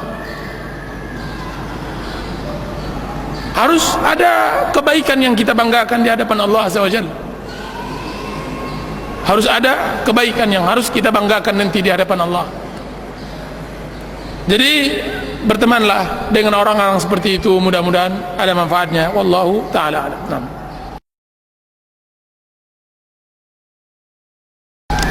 Pertama saya katakan bahwa waktu-waktu yang mustajab ketika kita hendak belajar beribadah, saya mengatakan belajar beribadah dari doa. Belajarlah kita beribadah dari doa, kemudian kita tingkatkan dari salat dan semacamnya. Sulit kita salat khusyuk, dan dia adalah zaman akhir. Bagaimana Rasulullah SAW katakan akan datang nanti di akhir zaman, sebanyak itu orang salat, sebanyak itu pula yang tidak ada yang khusyuk, sebanyak itu pula yang tidak khusyuk. Bagaimana khusyuk? Hati masih kuat ikatannya dengan dunia, dengan harta. Maka jika seandainya kita mulai dari doa, maka alangkah mudahnya untuk belajar beribadah dari doa. Maka cari waktu-waktu yang mustajab. Ibnu Qayyim rahimahullah mengatakan, orang yang berdoa persis seperti orang yang memanah. Orang yang memanah, pertama harus ada sasaran, yang kedua harus ada panah yang lurus, panah yang lurus, busur yang benar, dan yang ketiga harus ada tenaga yang menarik panah tersebut sehingga dia akan meluncur keras tepat pada sasarannya. Tiga syarat ini harus ada dimiliki oleh seseorang untuk dimustajabkan doanya oleh Allah Azza wa Jalla. Maka sasarannya adalah Allah, sasarannya adalah Allah. Hendaklah dia berdoa kepada Allah Azza wa Jalla dan tidak berdoa kepada selainnya, karena berdoa kepada selainnya adalah kelemahan, adalah kehinaan. Dan yang kedua, busurnya yang lurus adalah doa yang datang dari Rasulullah SAW. Banyak orang sekarang berdoa, mengarang-arang doanya, tidak sampai, tidak benar. Zaman sekarang musim berdoa, banyak orang berdoa tidak benar doa.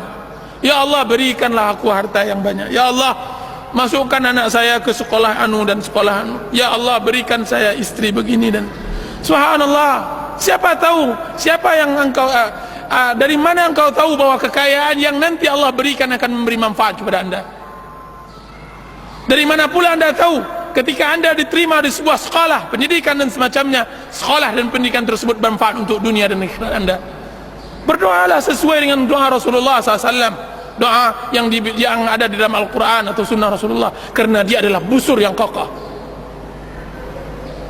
Dan cobalah memahami sedikit demi sedikit doa. Dan alangkah bagusnya yang dikarang oleh guru kita Syekh Abdul Razak bin Abdul Muhsin Al-Badar dalam karangannya Fiqh Doa, fikih doa. Pahami di sana bagaimana fikih doanya Rasulullah SAW. Dan yang ketiga, tarikan kekuatan tersebut adalah dorongan kepentingan. Seseorang yang tidak mau penting, tidak butuh dengan doa tersebut, bagaimana dia akan khusyuk?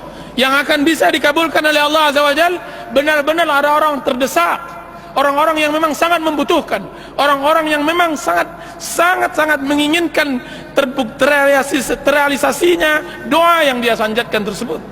Jadi kekuatan itu, apa kata Ibnu Qayyim, tidaklah tercipta tiga syarat ini kecuali Allah Subhanahu wa taala akan kabulkan doanya.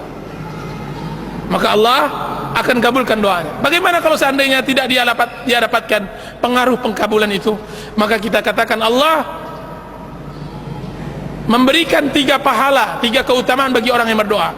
Kalau Allah tidak kabulkan, berarti Allah jauhkan musibah setimpal dengan doa yang dia lakukan tersebut. Misalnya, dia berdoa kepada Allah untuk mendapatkan mobil Mercedes. Ya Allah, berikanlah mobil Mercedes. Tetangga sebelah sudah mendapatkan mobil Mercedes pula, misalnya begitu. Dan bermunajat dan serius dia memintanya. Seorang mukmin kalau tidak dikabulkan, wah udah 10 tahun saya berdoa Ustaz untuk mendapatkan mobil Mercedes. Jangankan Mercedes, istri memang Sides namanya, istri dapat, akan tapi Mercedesnya tidak dapat. Maka kita katakan absyir, bergembiralah engkau wahai muslim.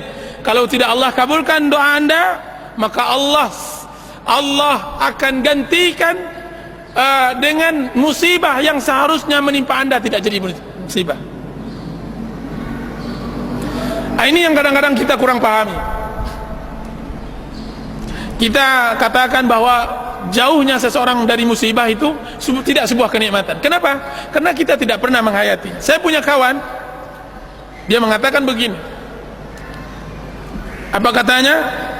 Alhamdulillah, barusan dia baru balik dari kendaraan motornya. Qadarullah Ustaz, satu senti lagi kalau seandainya saya tidak kuat-kuat pegang. Saya kebetulan ingin mendahului sebuah truk. Tiba-tiba di depan saya truk pengangkat motor yang panjang itu lewat dengan kecepatan kuat, cepat. Kemudian kata dia hanya sejengkal, tidak 1 senti. Kalau seandainya dia tidak kokoh memegang stang motornya, mungkin saya sudah di rumah sakit. Kalaupun saya hidup maka akan keluar 60 juta insyaallah ta'ala. Sekarang alhamdulillah saya selamat. Kita kadang-kadang kurang mensyukuri nikmat 60 juta yang baru diberikan oleh Allah Azza wa Jalla. Dengan apa? Dengan diselamatkan oleh Allah Azza wa Jalla dari musibah tersebut. Anda baru dapatkan uang 60 juta diberikan oleh Allah Azza wa Jalla. Dari mana itu? Qadarullah, mungkin dari doa yang kita inginkan. Tender yang seharusnya pecah 60 juta cair, kiranya tidak cair-cair juga. Kiranya 60 juta yang itu. Istri bersama anak-anak berangkat, kita di rumah, tiba-tiba dia menelpon, alhamdulillah Bi, helmnya pecah tapi alhamdulillah sehat. Kalau seandainya kena kepalanya pecah, berapa dia harus membiayai istrinya untuk mengembalikan kepala istrinya tersebut? Subhanallah. Jadi dijauhkan dari musibah adalah sebuah kenikmatan yang harus kita syukuri. Jadi berdoa kepada Allah dengan 3 syarat tersebut, mudah-mudahan kita bisa syarah lebih dari itu. Masya Allah.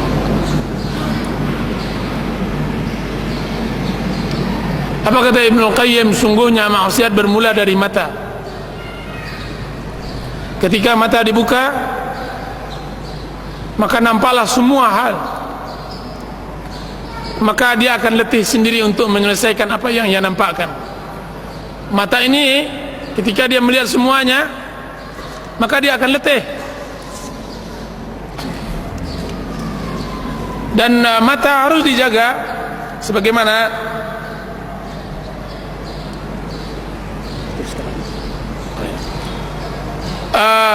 sebagaimana yang diperintahkan oleh Allah Subhanahu wa taala kepada kaum mukminin dan mukminat. Qul lil mu'minina ay yaghuddu min absarihim wa yahfazu furujahum. Katakan kepada kaum mukminin untuk menjaga mata mereka, yughad. Dan ini musibah di zaman kita sekarang karena zaman fitnah. Apa kata salaf? Hendaklah zaman sekarang seorang muslim berkhalwat di rumahnya. Akan tetapi jika seandainya di rumahnya juga tidak ada maksiat, kalau seandainya ada maksiat, maka dia keluar dari mulut harimau masuk ke mulut buaya. Kalau seandainya tidak ada di rumahnya maksiat pula, karena maksiat di rumah kadang-kadang lebih berbahaya daripada maksiat di luar. Yang nampak di jalan jauh lebih berbahaya yang nampak di kamar. Maksiat TV, maksiat lain-lainnya yang Masya Allah di zaman fitnah seperti sekarang ini. Apa yang harus dilakukan oleh seorang muslim ketika ditimpakan seperti itu? Pertama adalah menghadirkan kebesaran Allah Azza wa Jalla dalam diri. Besaran. Abdi aja'altani ahwanan nazirina ilai? Hambaku, apakah engkau menjadikan aku zat yang paling rendah di matamu? Jika seandainya engkau berada sama orang tua engkau tidak akan berani berbuat maksiat. Jika seandainya engkau bersama orang, engkau tidak berani berbuat maksiat. Akan tetapi ketika engkau bersama aku, engkau berbuat maksiat. Engkau letakkan diriku di bawah orang-orang tersebut. Aku mencintai engkau dengan nikmat, sedangkan engkau membenciku dengan maksiat. Aku turunkan kepada engkau kebaikan dan engkau memberiku seluruh keburukan. Jadi menghadirkan kebesaran Allah Azza wa Jalla La tunzur, janganlah lihat apa yang engkau perbuat dari maksiat, akan tapi lihat kepada siapa engkau berbuat maksiat kepada Allah. Tapi lihat kepada siapa engkau berbuat maksiat.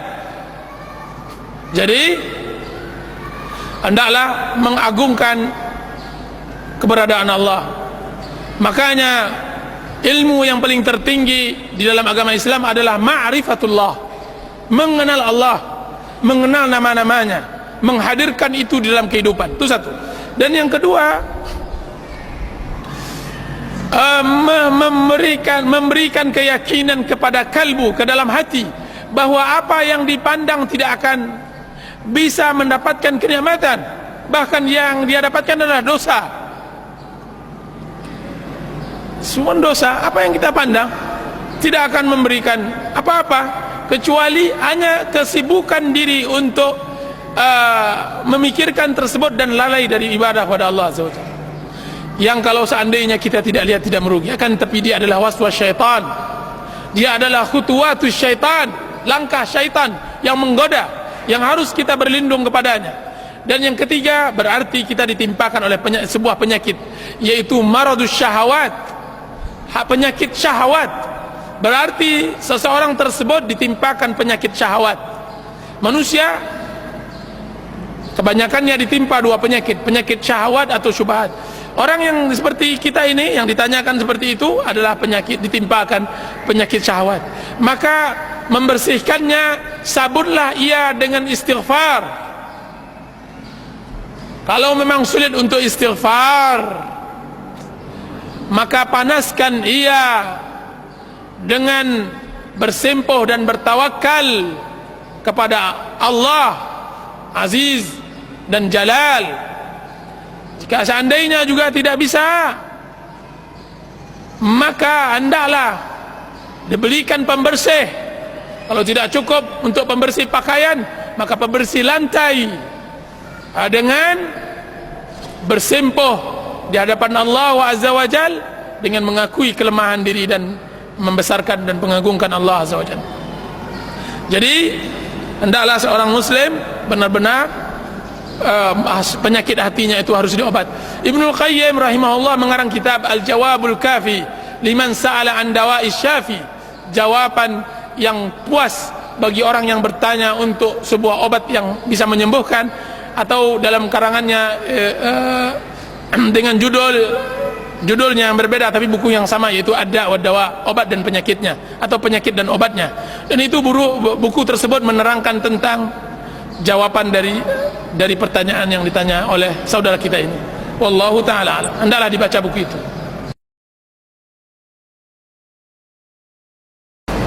Kita baik tidak di lingkungan orang seperti itu, atau lingkungan kita, atau dalam kesendirian, harus kita memiliki hati yang hanif, hati yang lurus. Bagaimana kita bisa menerima kebenaran kalau seandainya kita tidak memiliki hati yang hanif? Hanif ini, sekalipun orang berada di atas suka kepada Al-Quran dan hadis, tapi dia memiliki hati yang keras, maka dia tidak juga bisa mendapatkan hidayah. Orang-orang yang sering menghadapi pengajian seperti ini misalnya, akan tapi dia tidak memiliki hati yang hanif, jangan harap dia bisa merasakan manisnya iman, nikmatnya iman. Dia butuh hati yang hanif, hati yang bersih, hati yang jauh dari semua maksiat. Qad aflaha man zakkaha wa qad khaba man dassaha. Berbahagialah orang yang mensucikan hatinya, menjadikan hatinya menjadi hati yang hanif. Wa qad khaba man dassaha, dan merugilah orang-orang yang menghinakan hatinya, mengotori hatinya dengan maksiat, dengan sifat-sifat buruk dan semacamnya. Ada buku yang paling bagus dalam masalah ini, kitab Mukhtasar Minhajul Qasidin karangan Ibnu Qudamah rahimahullahu taala, dan ini sangat bagus dibaca. Atau kitab Madarijus Salikin karangan Ibnu Qayyim rahimahullahu taala. Jadi seorang muslim hendaklah memiliki hati yang hanif. Akan tapi kalau seandainya hendak berdakwah di masyarakat, maka hendaklah dia menggunakan ayat Allah Subhanahu wa taala, ud'u ila sabili rabbika bil hikmati wal mau'izatil hasanah. Hendaklah engkau berdakwah kepada jalan Allah Subhanahu wa taala dengan hikmah dan mau'izatil hasanah. Hikmah, harus dengan hikmah, dengan kata-kata lembut. Sesungguhnya ucapan lembut kita, ucapan baik kita lebih banyak mengena daripada ucapan yang kasar, yang keras. Walau kunta fazzan ghalizal qalbi lam faddu min hawlik. Jika seandainya engkau keras hati, tidak peduli dengan orang lain, lam faddu min hawlik, niscaya mereka akan lari dari dirimu. Jadi kita harus berdakwah dengan ilmu dan akhlak. Dengan ilmu, dengan akhlak. Ada sebagian orang berilmu akan tapi tidak berakhlak. Ada sebagian orang beragama tapi tidak berakhlak. Apa buktinya? Sabda Rasulullah SAW kepada setiap wali wanita untuk berhati-hati memilih pemudanya, untuk berhati-hati memilih suaminya, calon suaminya. Rasulullah SAW bersabda, diriwayatkan oleh Imam Tirmidzi, dan hadis itu sahih, "Idza ja'akum man tardawna dinahu wa khuluqah fazawwijuhu. Illa taf'aluhu takun fitnatun fil ardi wa fasadun 'arid." Jika seandainya datang kepada kalian, wahai orang tua wanita, wahai orang tua wali-wali gadis, laki-laki yang engkau relakan agama dan akhlaknya. Lihat, Rasulullah membedakan antara agama dan akhlak. Karena banyak orang yang beragama duduk di pengajian akan tapi lari dari hutang, tidak mau bayar hutang. Ada yang masya Allah akhlaknya seperti akhlak binatang. Benar, hatinya belum masuk iman. Qalatil Arabu amanna. Orang-orang Arab dalam surat Muhammad dikatakan qalatil Hujurat, qalatil Arabu amanna qul lam tu'minu walakin qulu aslamna. Orang-orang Arab mengatakan kami telah beriman. Allah mengatakan belum lagi beriman, belum lagi masuk iman dalam hatinya. Baginya hutang baginya mudah. Ada sebagian orang yang sering mengaji akan tapi kasar terhadap istrinya, tidak mengerti tentang hak dan kewajiban, tidak mengerti tentang hak tetangga dan semacamnya. Ada orang yang sering mengaji akan tapi tidak mengerti tentang akhlak yang baik. Dan mudah-mudahan yang hadir di sini tidak ada satupun dari apa yang saya sebutkan ini. Berarti seorang muslim harus pandai agamanya dan baik akhlaknya. Ada seorang wanita datang kepada saya, sekarang saya baru tahu, ya Ustaz, menyesal saya memilih laki-laki yang masya Allah. Saya lihat penampilannya sunnah, multazim, akan tapi demi Allah dia tidak pernah membahagiakan satu hari dalam hidup saya. Dia hanya bisa mengerti menuntut, dia hanya bisa mengerti meminta, kan tapi tidak pernah memberi.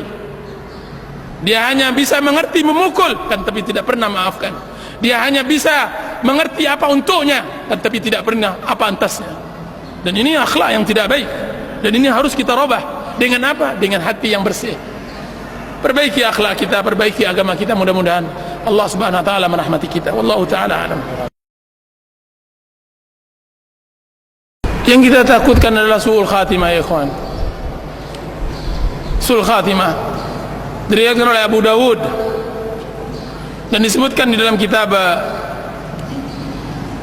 Jami' Ulum wal Hikam karangan Ibnu Rajab, hadis sahih yang juga diriwayatkan oleh Imam Bukhari dalam kitab Adabul Mufrad, bahwasanya Rasulullah SAW bersabda, "Inna ahadakum la ya'malu bi amali ahli jannah hatta la yakunu bainahu wa bainal jannati illa dhira' fayasbiqu alaihi alkitab fayamalu bi amali ahli an-nar fayadkhuluha." Sesungguhnya salah seorang kalian beramal dengan amalan penduduk surga, kemudian kitab mendahulinya, kemudian membuat dia beramal untuk sehingga antaranya dengan surga tersebut hanya sebatas tinggal satu depa lagi, sampai kitab menentukan lain kepadanya, kemudian dia beramal dengan penduduk neraka, kemudian dia masuk neraka tersebut. Wa inna ahadakum la ya'malu bi amali ahli an-nar hatta la yakunu bainahu wa bainal an-nari illa dhira'. Sungguhnya salah seorang kalian beramal dengan amalan penduduk neraka sampai antaranya dengan neraka tersebut hanya tinggal satu depa, satu jengkal masuk neraka. Fayasbiqu alaihi kitab, kemudian kitab menerangkan lain padanya, menentukan lain. Fayamalu bi amali ahli jannah, kemudian dia mengamalkan sekali dengan amalan penduduk surga, kemudian memasukinya. Disebutkan tambahan riwayat tersebut oleh Imam Bukhari dalam kitab Adabul Mufrad, beliau mengatakan fima yabdu linnas, kiranya orang yang pertama yang beramal dengan amalan surga dan akhirnya masuk neraka itu adalah orang yang beramal tapi tidak dalam hati. hanya untuk nampak oleh manusia, tidak pernah sepenuh hatinya. Salatnya hanya ketika dilihat oleh orang, tidak pernah khusyuk, tidak pernah hadir. Kajiannya hanya sungkan, hanya karena hendak bertemu dengan kawan-kawan, kan, tapi tidak hanya untuk menyempit-nyempitkan bumi saja, hanya memperbanyak bilangan, akan tapi tidak menambah kualitas. Ini orang yang beramal seperti ini tidak baik. Dia adalah sampah bumi, sampah bumi, dan ini berbahaya. Ikhwan, kita beragama Islam harus dari hati, harus dari hati. Datang ke sini harus dengan hati. Jika seandainya hati ini tidak baik, maka tidak baiklah. Inna fil jasadi mudghah, sesungguhnya di dalam jasad itu ada satu gumpalan. Idza saluhat saluhal jasadu kulluh. Jika seandainya dia baik, baik pula semuanya. Jadi kalau seandainya tidak mau mendapatkan su'ul khatimah, maka hendaklah beramal ikhlas kepada Allah. Dan alangkah sulitnya ikhlas, alangkah sulitnya ikhlas. Dan yang kedua, beramallah berbaik, berbuat baiklah. Apa kata Allah Subhanahu wa taala? Wa amma man saddaqa wa amma man bakhila wastaghna wa kadzdzaba bil husna fasanuyassiruhu lil usra. Siapa yang bakhil, siapa yang merasakan dirinya cukup di dalam hidupnya, berarti kami akan susahkan hidupnya, akan jadikan dia sulul khatimah. Wa amma man a'ta wattaqa wa saddaqa bil husna. Sedangkan orang yang memberi, bersedekah dan bertakwa dan mempercayai hari akhirat, kami akan mudahkan untuknya kebaikan. Berarti kita beramal hari ini, hadir di majlis ta'lim hari ini untuk mendapatkan husnul khatimah, agar dimudahkan oleh Allah Subhanahu wa taala. Apa kata Sufyanus Tsauri ketika beliau hendak meninggal? Ketika datang anak-anak cucunya, apa katanya? Diamlah kalian. Ketika ditanya kepada oleh cucu-cucunya, wahai ayah, kenapa engkau menangis? Wahai kakek, kenapa engkau menangis? Apa kata cucunya tersebut? Wahai ayah, kenapa engkau menangis sedangkan engkau imam, engkau ulama? Apa kata Sufyanus Tsauri? Diamlah kalian. Sesungguhnya keletihan hari-hari itu untuk menunggu hari-hari ini. Keletihan hari-hari itu untuk menunggu hari ini, yaitu husnul khatimah, untuk mendapatkan husnul khatimah. Keletihan kita hari ini untuk mendapatkan husnul khatimah. Dan kita mohon kepada Allah agar Allah Subhanahu wa taala berikan kita hidup husnul khatimah. Jangan mati di atas maksiat kepada Allah Azza wa Jalla, agar memudahkan kita untuk bisa menerima kebenaran, membawa ubun-ubun kita kepada kebenaran, memberikan kepada kita hati yang lembut, air mata yang mengalir, kemudian badan yang khusyuk, khudu' kepada Allah Azza wa Jalla. Innahu waliyyu dzalika wal qadiru alaih. Subhanakallahumma wa bihamdika asyhadu an la ilaha illa anta astaghfiruka wa atubu ilaik. Sallallahu ala nabiyyina Muhammad.